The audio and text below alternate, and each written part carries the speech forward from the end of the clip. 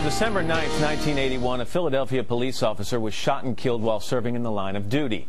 A man named Mumia abu-Jamal was convicted of the murder and sentenced to death. To this day, he maintains his innocence. To some, he is a cold-blooded killer. To others, he's a political prisoner.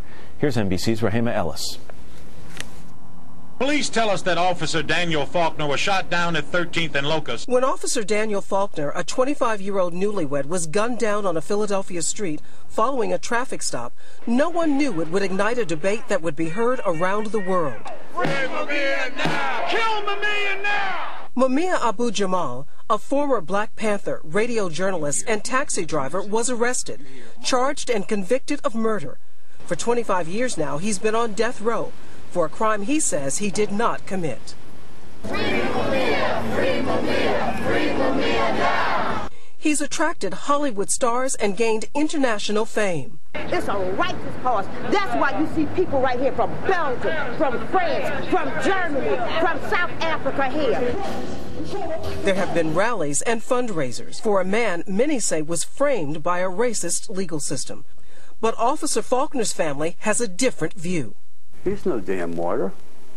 He assassinated my brother. Over the years, abu-Jamal's advocates have tried but failed to overturn his conviction. Now supporters say there is new photographic evidence that should lead to a new trial. The jury only saw one side of the coin. Do you believe you will one day be a free man, or do you believe one day you will be put to death? I'm working for the former, not the latter. In May, abu-Jamal's defense team argued he should be set free, while prosecutors still insisted he should be executed. As everyone awaits a court's decision, 53-year-old Mumia abu-Jamal remains on death row, and the debate over what happened that night, almost 26 years ago, continues. For today, Rahima Ellis, NBC News, New York. Maureen Faulkner is the widow of slain police officer Danny Faulkner. Michael Smerconish is a conservative radio host and columnist based in Philadelphia. Their new book is called Murdered by Mumia, a life sentence of loss, pain, and injustice. Good morning to both of you. Good morning, Matt. I was struck, Maureen, I was watching that piece, and I'm trying to think if you could have ever imagined 26 years ago when this first happened that 26 years later you'd still be in the midst of debate over this case. No, Matt, absolutely not. After Danny was murdered in 1981 and he was buried and the case was over, I thought I could go on with my life and try to rebuild and have a new life. But for the past 26 years, I've just been haunted by the Free Mumia movement. And in some ways, it seems the debate over guilt or innocence or racism or injustice has somehow left Danny out. And at times when I hear this debate, I don't hear people remembering that a police officer was murdered by someone. So often they do not mention Danny's name, and that's what they need to do. I mean, he was a young police officer, he was 25 years old, and he was brutally murdered by Mumia. I want to show people a live shot outside our studio right now and show them that there is a fairly substantial protest right across the street from our studio. These people got up early in the morning, came from someplace to express their views that this man is innocent. How do you feel? Why do you think they're here if they don't truly believe that? They are trying the case in the court of public opinion and not in the court of law, and that's why I think people need to read the book. It's all there. My life, the facts, what happened the night my husband was murdered is all in the book. Michael, abu-Jamal's attorney since 2003 is a guy named Robert Bryan. He says that when the conviction and sentence came down in 1982, there were constitutional issues, there was racism, there was injustice, there was evidence tampering. He also says, by the way, that you're a guy who's involved in this for your own personal gain.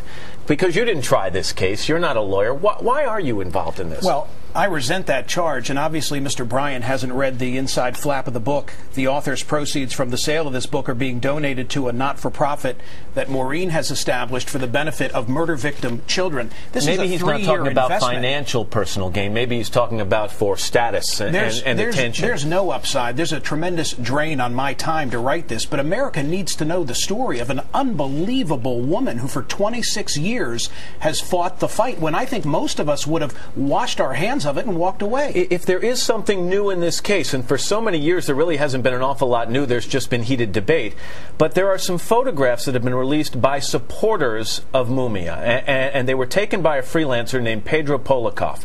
They say, the supporters say, these photos show a policeman holding 2 guns in his bare hand, contradicting what officers' trial testimony was, that he had preserved ballistics evidence.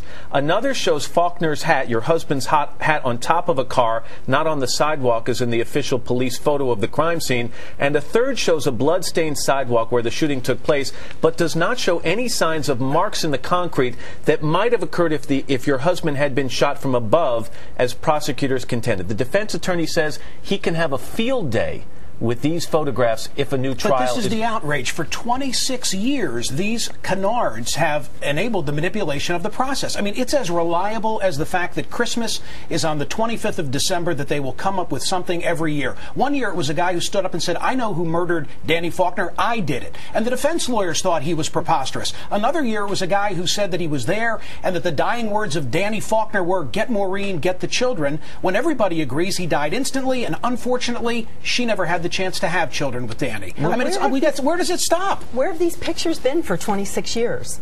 I mean, where have they been? Why hasn't this man come forth sooner than now? Maureen, when you're alone with your thoughts at night, when you even see pictures of the protests like the one we have across the street, does it ever cross your mind that perhaps they're right? Do you ever allow yourself to consider the fact that perhaps he didn't do this? He murdered my husband in cold blood, and there is no doubt in my mind. Absolutely no doubt. And I wrote this book. It was a therapy for me to get my life in black and white so people can read it. And Michael, thank you, Michael. Michael has been with me for 15 years, helping me and standing up and speaking out for me. 15 years. The emotions of this case run very high, and I'm sure we're not going to have an answer today, that's for sure. But Michael, thank you for being here. Maureen, thanks so much. It's nice to meet you. We appreciate it. The book is called Murdered by Mumia, and an excerpt can be found on our website at todayshow.com.